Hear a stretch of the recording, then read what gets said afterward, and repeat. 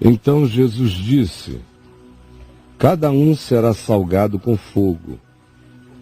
Bom é o sal, mas se o sal vier a tornar-se insípido, como lhe restaurar o sabor? Tende sal em vós mesmos e paz uns com os outros.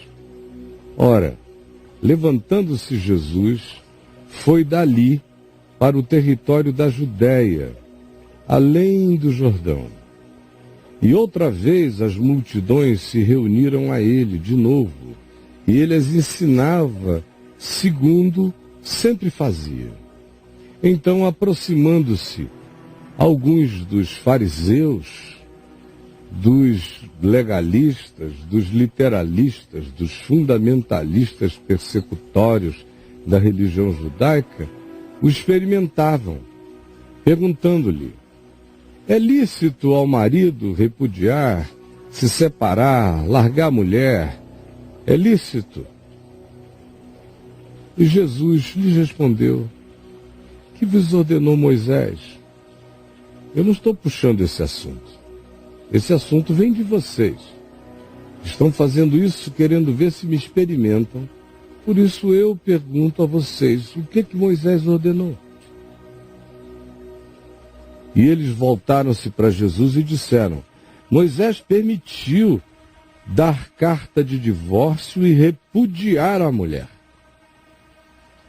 Então Jesus lhes disse: por causa da dureza do vosso coração, Moisés vos deixou escrito este mandamento como concessão.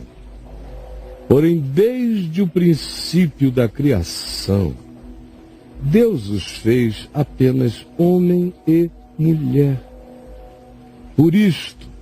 Por essa razão, deixará o homem a seu pai e a sua mãe, unir-se-á de verdade à sua mulher, e com ela tornar-se-ão uma só carne, de modo que já não serão mais dois, mas uma só carne.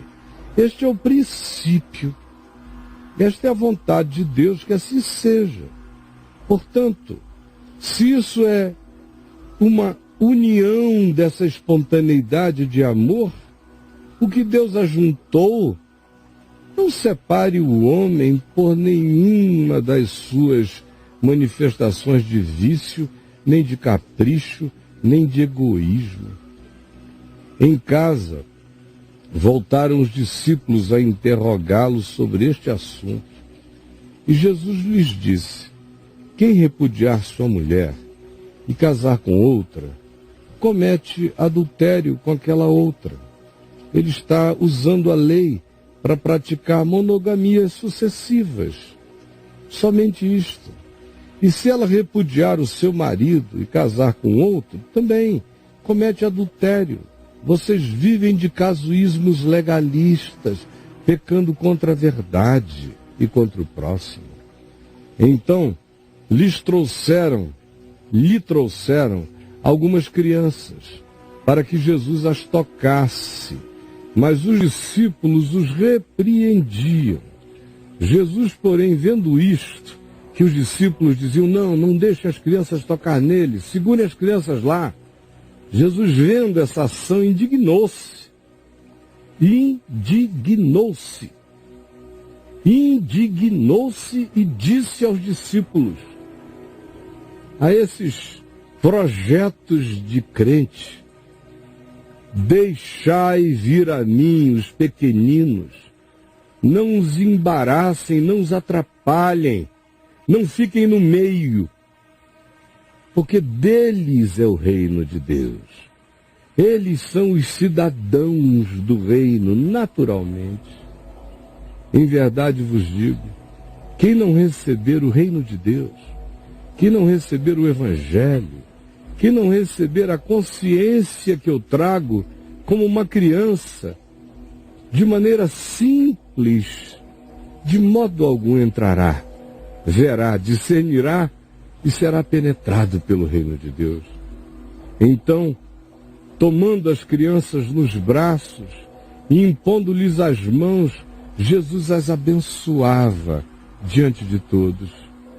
E pondo-se dali em diante Jesus no caminho para continuar a viagem, correu na direção de Jesus um homem, o qual, ajoelhando-se, lhe perguntou: Bom mestre, que farei para herdar a vida eterna? Respondeu-lhe Jesus: Por que me chamas bom? Por que tu me chamas de bom? Ninguém é bom, meu filho. Bom só há um, que é Deus. Tu me chamas de bom e não me sabes como Deus, por que tu estás inflacionando algo tão sublime como a designação do que seja bom?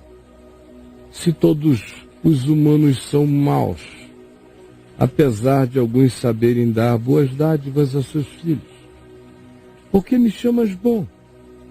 Só Deus é bom. Tu queres saber sobre como herdar a vida eterna? Sabes os mandamentos? Não matarás, não adulterarás, não furtarás, não dirás falso testemunho, não defraudarás ninguém, honra teu pai e a tua mãe. Todos os mandamentos horizontais, relacionais. Porque Deus decidiu ser amado, reverenciado, receber fidelidade, lealdade, carinho e amor no meu próximo. Então o moço respondeu a Jesus dizendo: Mestre, tudo isso tenho observado desde bem pequenininho. Desde jovenzinho, sempre fui assim, nunca transgredi. E Jesus, olhando profundamente os seus olhos, o amou e disse: então deixa eu te dizer, só uma coisa te falta. Se é assim, se tu vives isto de maneira absoluta, então prova isso a ti mesmo e fazes só mais esta coisa. Uma última, concernente a um mandamento que eu não mencionei, mas que tem a ver com o próximo. Tu sabes o último mandamento: não cobiçarás nem a casa, nem os bens, nem nada do teu próximo. E viverás em profundo desapego.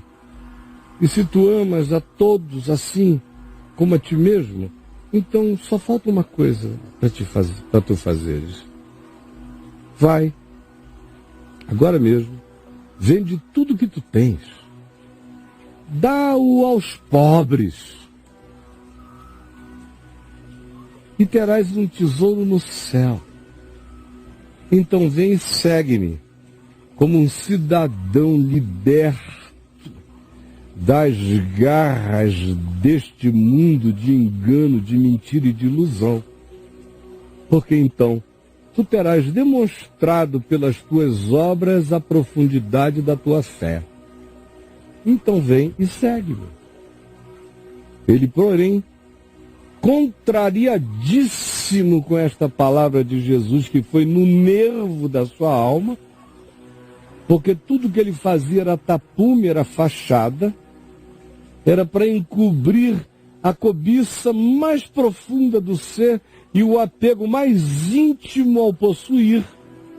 Portanto, ao ser molestado na verdade do seu ser, retirou-se da presença de Jesus profundamente triste, porque ele era dono de muitas e muitas e muitas propriedades.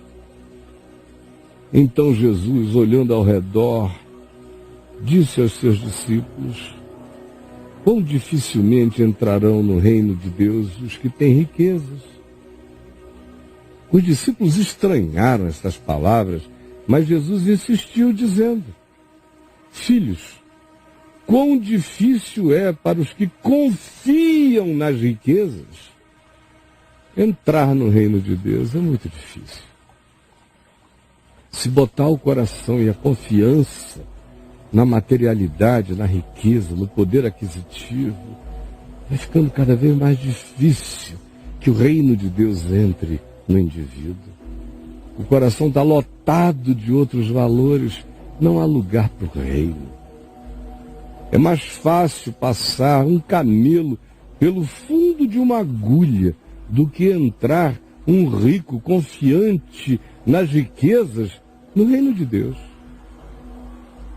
Então os discípulos ficaram sobremodo chocados, dizendo entre si: então, se o rico, que tem tudo para não fazer besteira, porque tem dinheiro, não passa fome, não precisa ter ânsia de blasfemar na existência, não entra no reino de Deus, então quem pode ser salvo? Nós, que vivemos angustiados, desempregados, aperreados, aflitos. Jesus, porém, fitando neles o olhar, disse: para os homens, ver um rico entrar no reino, ou para os homens, para qualquer homem, entrar no reino, ser penetrado pela graça e entender e acolher o que eu estou dizendo e dar razão ao Evangelho, para os homens com a própria mente, é impossível. Contudo, não para Deus, porque para Deus tudo é possível, até fazer um rico entrar no seu reino, até fazer um apóstolo entrar no seu reino. Então Pedro começou a dizer a Jesus: olha só, Senhor, não esquece da gente não, hein? Eis que nós tudo deixamos e te seguimos. Não era muito, mas era o que tinha. Nossa filosofia era essa. Eu não tenho tudo que gostaria, mas não tenho tudo que gosto, mas gosto de tudo que eu tenho. Tornou Jesus e disse: em verdade vos digo que ninguém há que tenha deixado casa, ou irmãos, ou irmãs, ou mãe, ou pai, ou filhos, ou campos, por amor de mim e por amor do Evangelho, da Boa Nova que eu ensino, que não receba já no presente, já hoje, um cêntuplo de casas, como eu passei a vida sendo recebido em milhares de casas, entre milhares e milhões de irmãos e irmãs. Quantas milhares de mães eu tenho, e de filhos, e de campos, e com perseguições. E no mundo por vir, a vida eterna. Porém, muitos primeiros, que souberam primeiro, os que se viam como primeiros, serão últimos. E alguns que eram considerados ultimíssimos, esses serão primeiros. Porque diante de Deus, os valores estão permanentemente em dinâmicas invertidas.